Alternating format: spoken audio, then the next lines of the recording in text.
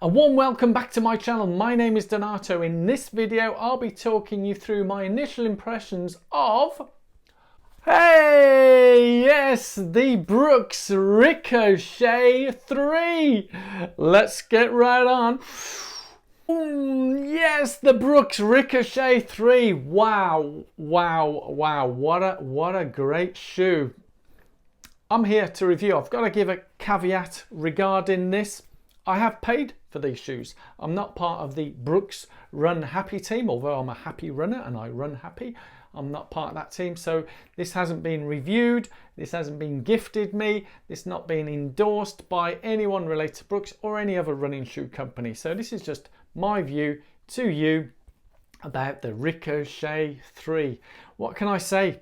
It is my first impressions. Obviously I don't normally go for a standard colour like this because I like my bright colours and zesty and thing, but it's for me it's about how it feels and how it fits on my foot. And I've got to say, the first design that caught my eye was how this nice sock feature in here, there's a nice lining inside, so when my foot goes in it locks perfectly in and it holds my foot. I feel like it's holding my foot, and that to me is almost like gold, because there's some shoes out there, they don't really hold your foot very well and it's a bit flippy floppy, but I love the design there. I love the fact that you've got the heel pull up, so that helps with putting the shoe on. And as I've said, this is the Ricochet 3, so it's the third version. It does have on the midfoot here, because I've already taken it out on some easy runs and on some tempo type runs. So this has got a DNA AMP type midfoot sole extra from it. It's supposed to give it a bit more. It has in here Energize. It energizes your run, and I have to say it does fit the bill for that, because as well as going on the easy runs, and it does feel good on the foot, is I was able to push. I was doing some 6 sets of 2.5 minutes at very high, above threshold level, so I was really going for it. And but I did sort of come through a slight negative, but it's not a deal breaker, absolutely not a deal breaker. But I can say I was running some fast speeds of around 3 minutes, what is it, between three, this is kilometer pace now, 3 minutes 40 pace, 3 minutes 38. So I was able to put in some good paces with this, which is how it's marketed. It's supposed to be giving you an energizer on the actual run.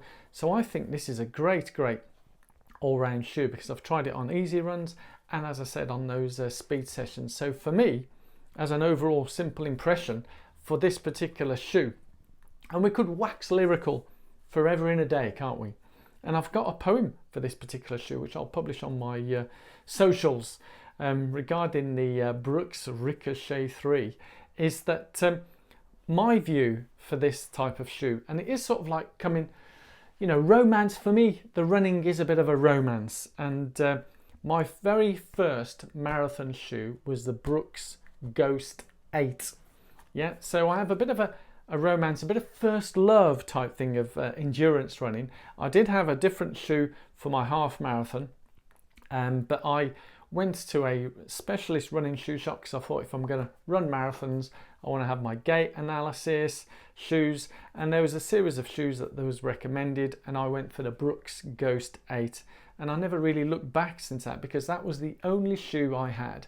Bearing in mind, this is like, was 5 years ago now, yeah, 5 years ago, and there was none of this talk of multiple shoes, different types of training or anything. And for me, I was just a beginner, a novice. So do I really need multiple shoes for multiple type things? Which is why I'm going with the full circle now.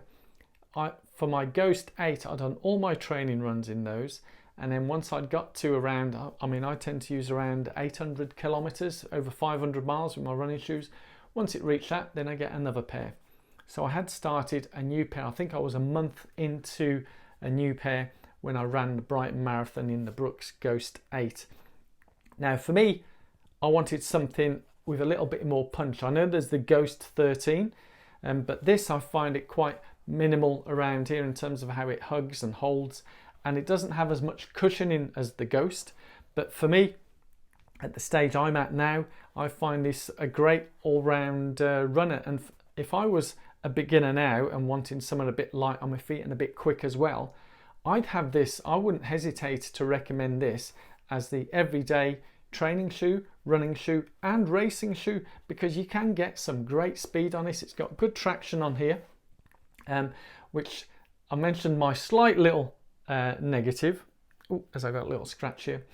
By the way, speaking of scratches, what do you think of my lockdown hair? My God, I think I really need to do I need a haircut. But haircuts aside, the slight little negative, and you can actually see through here, a nice feature. You can see the DNA AMP type foam that they've got here, so you can see through the grooves. But with this, when I was out running those fast speeds, and they were fast, and I was on some inclines as well, so I'm pushing slightly uphill. It was slipping, not horrendously bad, but there was slip of the grip. And as I say, for me, that's not a deal breaker, because one is I don't race at those speeds. Yeah, I don't race at those speeds. That was really going out hard, out above threshold. So as a training shoe, do you want something with a bit more grip? These were great on the flats and stuff, but maybe it was the surface where I was. It might have been just a bit greasy. I don't know. But at the time, as I say, it's not a deal breaker for me. I've been out since and they were great again. So for me, and I'd love to hear from you guys, have you tried the Brooks Ricochet 3? What do you think of them? Are you thinking of getting them yourself? As I said, for me, I would definitely, as I say, without hesitation, have this down where you need to try as well, because every person's foot is different. And I've said this time and time again.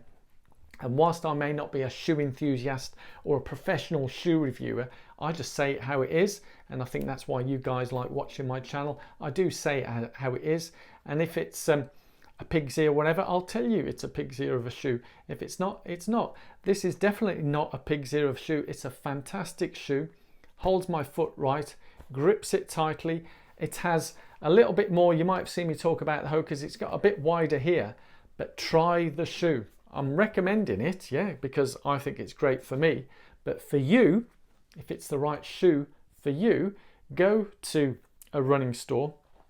Many running stores stock the Brooks, or go online. I think for me, I've got the 90-day challenge, so I can return these after 90 days if they're not for me.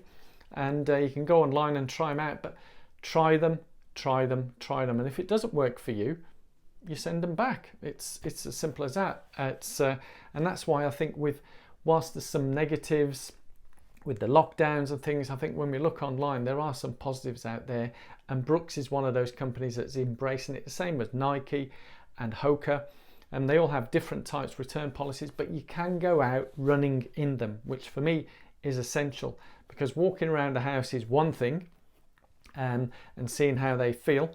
And if they feel good walking around in the house, then yeah, you can take them out. But if they don't feel good when you're walking around the house, how do you think they're going to be when you're out running? Especially when you get to around 5k, 10k, they might not be that good. So I may be stating the obvious. Yes, no, Sherlock. But sometimes we need to state the obvious, don't we? But for me, I think they're great. I'm going to try them out for more, and I'll do an update at around the 100k, 100 mile mark, and see how we're getting on. But for me, I'm going to try these. You did see the unboxing. I've got another pair of Brooks, the Hyperion, which again, both the Hyperion and this don't have a carbon plate in them. I'm just trying out shoes just to see how they are as all-round trainers, but also to help me do some maybe speed sessions if I need to, but see how they are in race conditions as well. So that's me done. As I said, I think they're great shoes. They feel great. You know, they're certainly not the lightest, but they're by far not the heaviest at all. And sometimes I think another issue that people tend to raise is, oh, it's too heavy, it's too this. Try it. I wouldn't, for me, I don't stress about the weight. I just put it on, and if it feels good, I get going. And the thing with this is, in the same way as I sort of got used a little bit to that Hoka Carbon X2 with the carbon plate, when I first put these on, they felt different because my foot's used to different shoes. But again, am I stating the obvious? So in summary, yeah, try them out. Are definitely absolutely worth a try. And if they work for you, I'd love to hear from you in the comments below. So thank you so much for watching. I really do appreciate the time that you take coming to watch these videos each and every day, week, whenever I release them. And if it wasn't for you guys sharing the videos and subscribing and passing it out, I wouldn't be here. So thank you all so much for your support. I love it. See you at the next video. Tatty bye. And there you go. A bit of a close-up. Should we do some B-roll? Ooh.